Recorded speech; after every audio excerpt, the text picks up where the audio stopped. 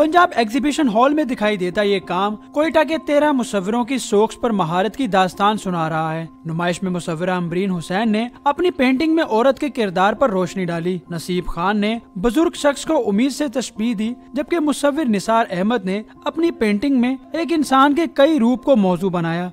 ये काम तमाम ऐसे लोगों का है जो कोयटा से ताल्लुक़ रखते हैं, जो कि मेरे हिसाब से एक बहुत ही खुशाइंद बात है। और कोयटा के अंदर जो आर्ट सीन है वो हम लाहौर की ऑडियंस को दिखा रहे हैं। इस तरह की आर्ट एग्जीबिशंस ना सिर्फ एक सोसाइटी का सॉफ्ट इमेज क्रिएट करती हैं, उजागर करती हैं, बल्कि ख़ास तौर पे ये एग्जीबिशन इतनी हिस्टोरिकल बिल्डिंग के अंदर होना, ये इटसेल्फ एक बहुत बड़ी बात है।